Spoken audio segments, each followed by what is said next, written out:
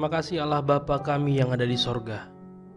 Engkau yang adalah sumber segala kekuatan dalam kehidupan kami, untuk kami dimampukan menjalani setiap aktivitas kehidupan kami. Saat ini Tuhan, kami mengambil waktu sejenak dalam hidup kami, untuk duduk diam mendengarkan sabda-Mu, mendengarkan setiap perkataan Tuhan. Maka hati dan pikiran kami yang telah kami buka dan kami persiapkan untuk menerima berkat firman-Mu. Berfirmanlah Tuhan, Roh Kudus Tuhan memenuhi hati dan pikiran kami, sehingga firman Tuhan boleh menjadi firman yang hidup di tengah-tengah kehidupan kami. Di dalam dan demi Tuhan Yesus Kristus kami berdoa. Amin. Bapak Ibu Saudara yang terkasih di dalam nama Tuhan Yesus Kristus, firman Tuhan yang mengantarkan kita di Minggu Okuli ini diambil dalam kitab Mazmur pasal yang ke-95, ayatnya yang pertama sampai dengan ayatnya yang ke-11. Firman Tuhan dalam kitab Mazmur pasal yang ke-95, ayat yang pertama sampai dengan ayatnya yang ke-11. Demikian kebenaran firman Tuhan, saya bacakan untuk kita semua. Hormatilah Tuhan dan taatilah Dia. Marilah kita bersorak-sorai untuk Tuhan, bersorak-sorak bagi gunung batu keselamatan kita. Biarlah kita menghadap wajah-Nya dengan nyanyian syukur, bersorak-sorak baginya dengan nyanyian mazmur. Sebab Tuhan adalah Allah yang besar, dan Raja yang besar mengatasi segala Allah. Bagian-bagian bumi yang paling dalam ada di tangan-Nya. Puncak gunung-gunung pun kepunyaannya. Kepunyaannya lah laut. Dialah yang menjadikannya, dan darat tangannya lah yang membentuknya. Masuklah, marilah kita sujud menyembah, berlutut di hadapan Tuhan yang menjadikan kita. Sebab Dialah Allah kita, dan kitalah umat gembalaannya, dan kawanan domba tuntunan tangannya. Pada hari ini sekiranya kamu mendengarkan suaranya, janganlah keraskan hatimu seperti di Meriba, seperti pada hari di masa di padang gurun, pada waktu nenek moyangmu mencobai aku, menguji aku, padahal mereka melihat perbuatanku. 40 tahun aku jemu kepada angkatan itu. Maka kataku, mereka semua bangsa yang sesat hati, dan mereka itu tidak mengenal jalanku. Sebab itu aku bersumpah dalam murkaku, mereka takkan masuk ke tempat perhentianku. Sampai sedemikian jauh pembacaan firman Tuhan di Minggu Okuli ini. Saudaraku yang terkasih di dalam Kristus Yesus, Minggu Okuli yang berarti mataku tetap terarah kepada Tuhan, mau mengarahkan pandangan kita, memfokuskan arah dari setiap tujuan hidup kita, hanya memandang kepada setiap perbuatan dan karya keselamatan yang sudah Allah kerjakan dan akan Allah kerjakan kembali di dalam kehidupan kita. Firman Tuhan yang baru saja kita dengarkan adalah sebuah cerita pujian madah yang disampaikan bagi Tuhan dan juga bagi umat Israel. Pada ayat yang pertama sampai dengan ayatnya yang kelima, ayat ini mau menjelaskan kepada kita ada sebuah pujian bagi Tuhan, si Raja Pencipta. Maka dari itu pada bagian pertama ini adalah suatu mada yang terdiri dari adanya sebuah undangan untuk memuji Tuhan. Kita bisa lihat pada ayat pertama sampai dengan ayat kedua. Artinya pasal ke-95 ini dimulai dengan sebuah undangan, ajakan untuk kita memuji Tuhan. Lalu pada ayat yang ketiga sampai kelima, disitulah terletak motif dari undangan untuk memuji Tuhan ini.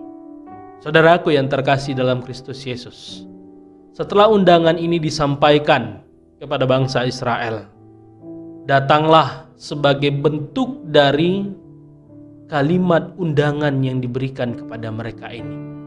Di sini jemaat tampaknya diminta untuk saling mengajak satu dengan yang lain untuk datang memuji Tuhan dengan penuh sukacita. Adanya sebuah ajakan bukan hanya untuk satu orang saja, bukan hanya untuk kaum-kaum tertentu, tapi undangan ini disampaikan juga agar menjadi bentuk dari setiap orang-orang yang menerima undangan ini, mengundang orang-orang yang ada di sekitarnya untuk memuji Tuhan dengan penuh sukacita. Maka dari itu dikatakan pada madah bagi Tuhan atau Raja Pencipta ini, Tuhan itu disebut sebagai gunung batu keselamatan kita. Tuhan itu digambarkan sebagai gunung batu keselamatan bangsa Israel. Kita bisa lihat ini dalam Mazmur pasal 89 ayat 27 atau dalam kitab Ulangan pasal 32 ayat 15. Di sini gunung batu keselamatan kita digunakan adalah sebagai untuk mengingat, sebagai bentuk mengingatkan bangsa Israel akan peringatan yang diberikan pada ayat yang ke-8 sampai ayat yang ke-9. Artinya di sini dikatakan gunung batu keselamatan kita memberikan sebuah memori masa lalu untuk diingat bahwa peristiwa di Meriba dan di Masa itu adalah sebagai peringatan agar ini jangan lagi kembali terulang di tengah-tengah bangsa Israel. Jemaat datang harus dengan penuh sukacita, bersorak-sorai dengan nyanyian, bahkan dengan alat-alat musik yang ada pada saat itu, dengan catatan kuncinya adalah sukacita. Saudaraku yang terkasih, ungkapan menghadap wajah Tuhan yang disampaikan dalam bentuk ayat yang kedua, biarlah kita menghadap wajahnya, ini mengartikan untuk kita datang menghadap Tuhan dengan membawa korban.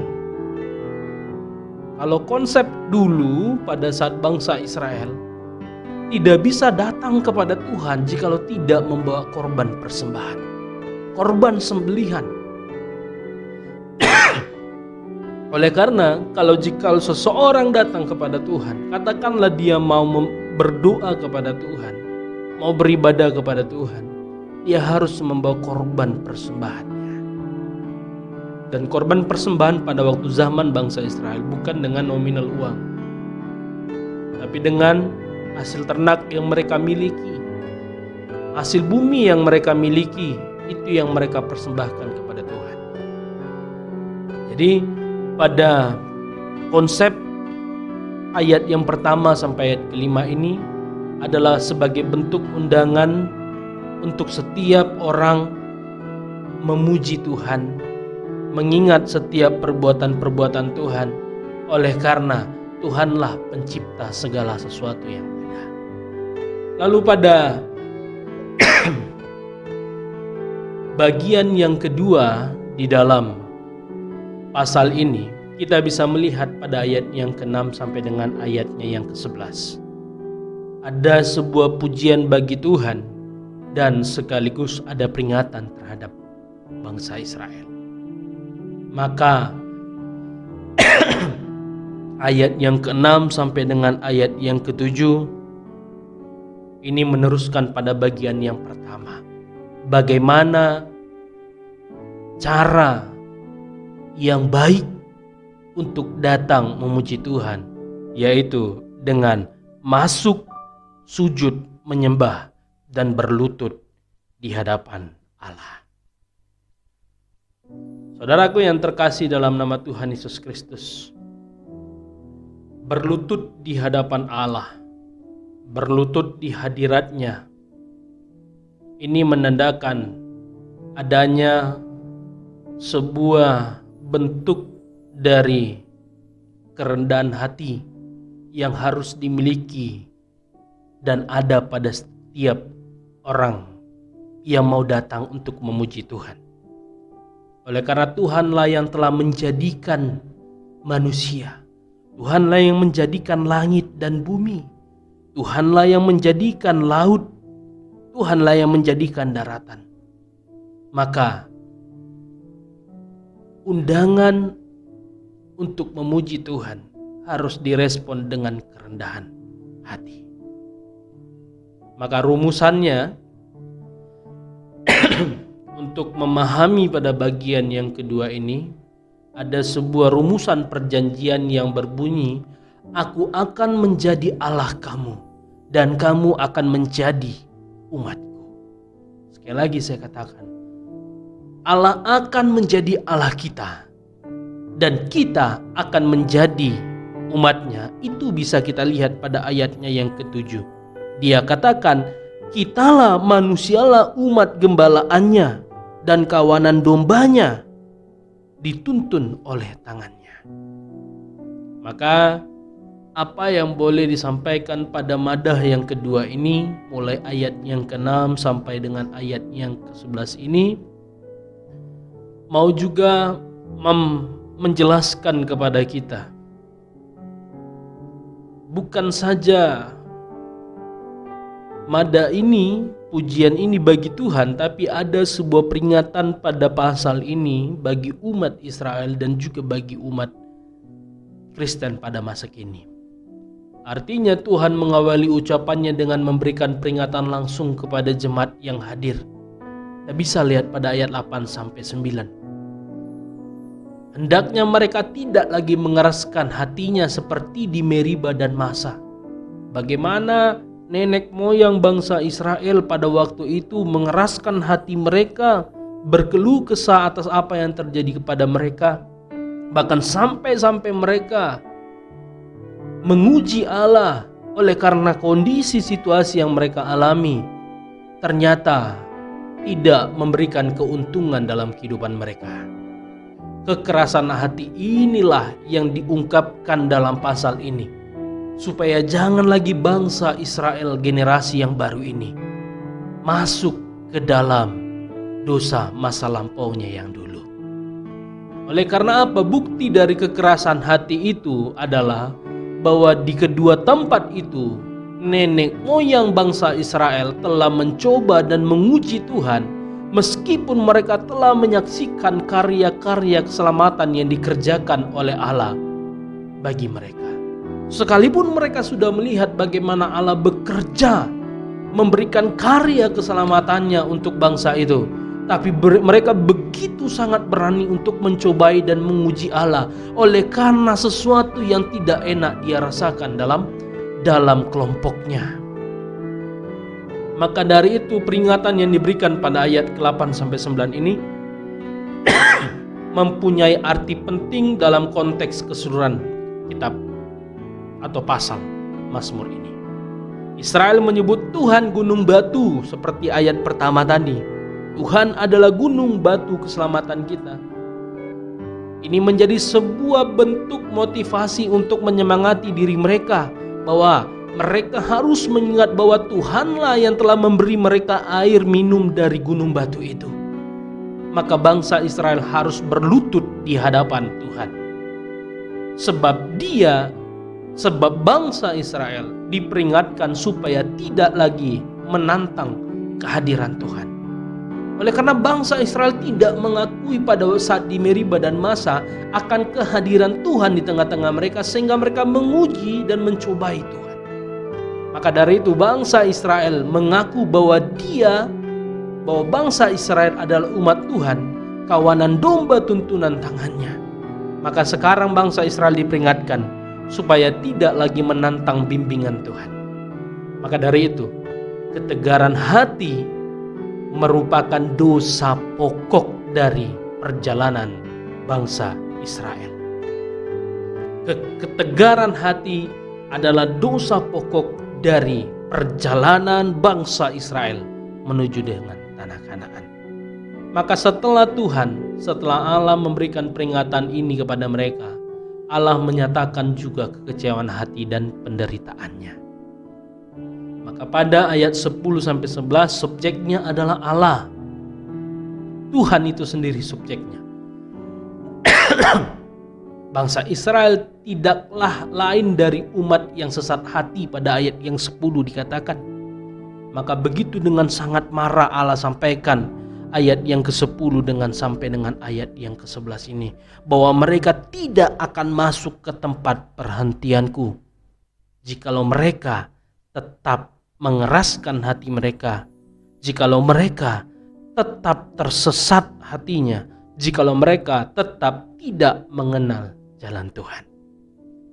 Maka saudaraku yang terkasih dalam Kristus Yesus,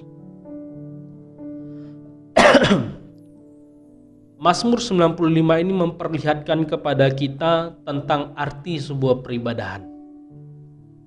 Memuji Tuhan tidak pernah terlepas dari namanya sebuah peribadahan. Mau peribadahan apapun itu, mau peribadahan formalkah itu, mau peribadahan dalam bentuk katakanlah kreatifkah itu, artinya di dalam peribadahan akan ada sebuah pujian.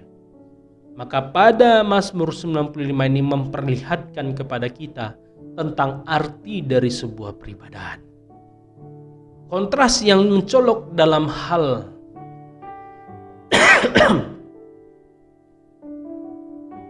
Mazmur pasal yang ke-95 ini mau menekankan bahwa ibadah itu adalah sebuah pengakuan penuh sukacita akan keagungan Tuhan dan karya keselamatan yang dikerjakan bagi umatnya.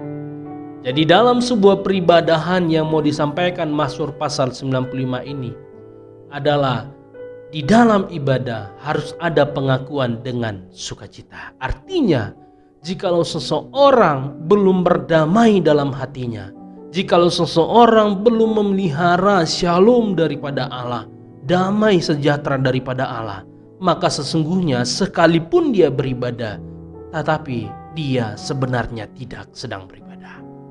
Ibadah adalah penyembahan penuh takwa akan kehadiran Tuhan. Artinya ibadah itu adalah sebuah penyembahan penuh akan pemahaman kita, akan ketahuan kita bahwa Tuhan hadir di tengah-tengah peribadahan kita. Maka dari itu ibadah juga mendengarkan firman Allah, mendengarkan teguran daripada Allah. Ibadah adalah tindakan manusia, tetapi tidak pernah satu arah kepada Tuhan. Artinya apa tidak pernah satu arah? Terlalu banyak pada masa kini beribadah hanya memfokuskan dirinya datang hanya untuk memenuhi kewajibannya.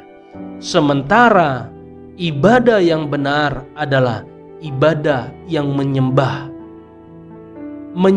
dalam kesadaran diri bahwa dia mengetahui benar-benar Allah itu ada.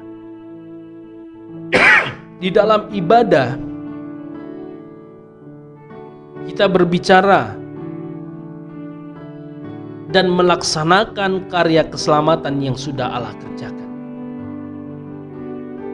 Memang dalam ibadah kita juga ada berbicara tentang kesaksian hidup seseorang yang Allah kerjakan. Tapi fokus utama adalah kesaksian tentang firman dan karya Tuhan di masa lampau. Maka dari itu apa yang mau disampaikan dalam Mazmur pasal yang ke-95 ini adalah mau menceritakan kesaksian yang terjadi, firman Tuhan yang terjadi, karya Tuhan yang terjadi pada masa lampau kepada nenek moyang bangsa Israel ini.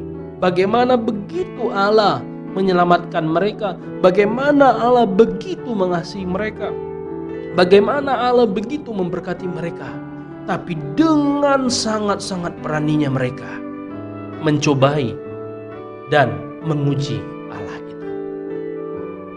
Maka dari itu saudara yang terkasih dalam Kristus Yesus, uniknya pada Mazmur pasal 95 ini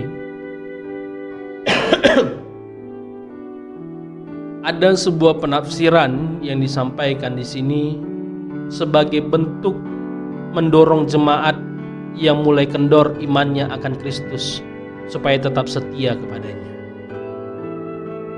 Ada penafsiran yang menggarisbawahi bahwa sebenarnya pasal yang ke-95 ini mau menggambarkan dan memberikan motivasi, dorongan kepada jemaat yang mulai kendor imannya akan Kristus supaya tetap setia kepadanya. Maka dari itu, sesuai dengan tema yang diantarkan kepada kita yang bisa dilihat di layar kita masing-masing, menyembah Allah dengan sepenuh hati. Saudaraku yang terkasih, apakah mungkin engkau datang beribadah kepada Tuhan dengan hatimu yang setengah-setengah?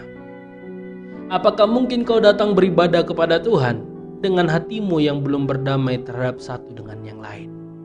Apakah mungkin kau beribadah sementara di pagi hari, katakanlah kau sudah begitu banyak mengeluarkan emosi yang sia-sia? Mungkin jawabannya, mungkin saja kau sedang beribadah, tapi sesungguhnya itu bukanlah ibadah yang sejati. Oleh karena ibadah itu harus disertai dengan penuh syukur, penuh sukacita. Artinya dalam ibadah jikalau tidak ada damai sejahtera daripada Allah, sesungguhnya engkau sedang tidak beribadah. Pahamilah dan mengertilah, ibadah yang kau lakukan adalah bentuk dari kesadaranmu menyembah Allah yang hadir. Maka pertanyaannya, apakah kau pernah merasakan di dalam setiap peribadahanmu itu Allah berada di samping tempat dudukmu? Apakah ketika kau beribadah dalam persekutuanmu, engkau merasakan kehadiran Tuhan datang di tengah-tengah peribadahan itu? Jikalau iya, itulah sesungguhnya peribadahan. Tapi jikalau tidak, itulah yang menjadi tantangan kita pada masa kini. Makanya saya katakan, keuntungan dari COVID-19 terjadi di tengah-tengah dunia ini bukan saja memberikan dampak negatif, tapi juga memberikan dampak positif. Kita diberikan lebih ruang untuk mencari kebenaran firman Tuhan. Kita diberikan ruang untuk mencari kehadiran Tuhan. Maka dari itu, yang dulunya kita mendengarkan firman Tuhan hanya sekali seminggu, mungkin setelah COVID-19 ini kita lebih aktif lagi mendengarkan Tuhan, baik itu melalui siaran-siaran seperti ini.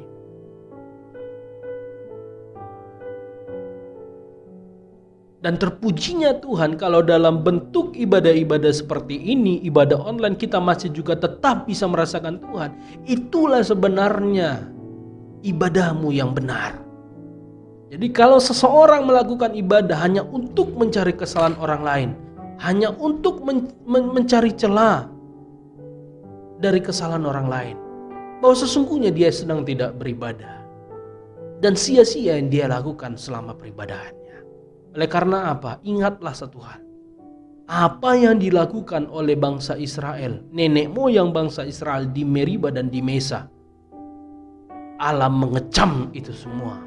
Bahkan Allah marah terhadap itu semua. Allah murka terhadap itu semua. Sampai-sampai Allah katakan, mereka takkan masuk ke tempat perhentianku.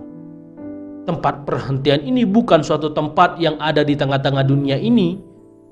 Tempat perhentian ini bukan suatu gedung, tapi tempat perhentian yang disampaikan di sini adalah benar-benar tempat perhentian yang tidak lagi memberikan penderitaan kepada manusia, yang tidak lagi memberikan kesengsaraan pada manusia, tapi memberikan syukur, sukacita dalam kehidupan manusia. Maka dari itu, apa yang boleh menjadi kesimpulan firman Tuhan pada Minggu Okuli ini? Arahkan tetap pandanganmu hanya kepada Tuhan. Sembah Allah dengan penuh dengan sukacita. Maka jikalau ketika engkau mau masuk dalam peribadahanmu, ada yang menjengkelkan hatimu, maka segera katakan, kutolak dalam nama Tuhan Yesus Kristus. Aku hanya mau menyambut Allahku. Aku hanya mau menyambut firman-Nya. Oleh karena apa? Aku sadar dalam peribadahan ini Allah hadir. Maka jikalau Allah hadir di tengah-tengah peribadahan ini, maka aku harus sujud hormat kepadanya. Sampai-sampai Mazmur 95 katakan harus berlutut, harus sujud di hadapan Allah. Maka sujud dan berlutut ini bisa kita artikan dalam beberapa hal. Bisa saja sebagai bentuk kita, sikap kita beribadah, fokus terhadap peribadahan itu, mengikuti peribadahan itu dengan seksama, dengan hikmat. Akan tetapi, jikalau kita tidak memandangkan mata kita kepada Allah, kita menyembah Dia tidak dengan sepenuh hati, maka yakinlah satu hal, murka Allah kepada nenek moyang bangsa Israel, maka murka Allah itu akan juga kau terima dalam kehidupanmu. Maka Minggu Okuli ini juga sebagai menurut saya peringatan seperti Mazmur 95 ini. Peringatan untuk ingatlah kesalahan-kesalahan dari orang lain yang ada di hidupmu. Lihatlah dari perjalanan-perjalanan masa lalu orang-orang yang terjatuh di dalam dosa, maka engkau jangan juga masuk ke dalam dosa itu. Tapi jadikan pengalaman seseorang itu untuk engkau semakin memperbarui hidupmu, untuk kau semakin mendekatkan diri kepada Allah. Maka dari itu, saudara yang terkasih, hormatilah Tuhan dan taatlah kepada Dia. Sembah Dia dengan sepenuh hatimu dan arahkan pandanganmu hanya selalu kepada Allah. Amin. Kita berdoa. Terima kasih Tuhan untuk firman yang sudah kami dengarkan, bahwa mata kami harus tetap tertuju hanya kepadamu. Menyembah Engkau dengan sepenuh hati adalah bentuk dari ibadah kami yang benar-benar akan Engkau terima menjadi dupa yang harum. Maka ibadah yang benar adalah ibadah yang sadar bahwa ketika penyembahan yang dia lakukan, dia tahu Allah itu hadir. Ketika dia tahu Allah itu hadir, maka sikap hormat dan taat seperti yang disampaikan Mazmur pasal 95 ini, kami harus sujud dan berlutut ketika kami masuk dalam peribadahan kami. Ketika kami masuk dalam undangan untuk memuji Engkau, maka ajar kami Tuhan untuk menggaransi diri kami pribadi lepas pribadi. Kami akan duduk, kami akan diam, kami akan tenang, kami akan damai, kami akan sukacita ketika kami masuk dalam rumah-Mu memuji Engkau. Ketika kami masuk dalam persekutuan kami untuk kami menyembah Engkau. Diberkati seluruh jemaat Tuhan yang mendengarkan siaran ini.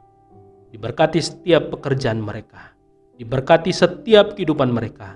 Apapun yang menjadi tantangan dalam kehidupan mereka, biarlah firman Tuhan yang tetap menjadi jawaban. Berdoa kepadamu, biarlah channel YouTube ini boleh menjadi perpanjangan lidah Tuhan. Diberkati untuk seluruh tim yang bekerja melayani Tuhan, dan biarlah hidup mereka semakin mempersembahkan diri mereka hanya untuk melayani Tuhan. Terima kasih Tuhan. Persekutuan yang singkat ini akan kami akhiri. Hanya di dalam nama Tuhan kami Yesus Kristus kami berdoa kepadamu. Amin. Terima kasih saudara yang terkasih untuk waktu dan kesempatannya yang sudah disediakan. Selamat mendengarkan siaran ini. Kita jumpa di minggu depan. Tetap jaga kesehatan. Jangan lupa untuk men-share, men-like, dan subscribe channel ini supaya nama Tuhan semakin dimuliakan. Shalom, Tuhan Yesus memberkati kita semua.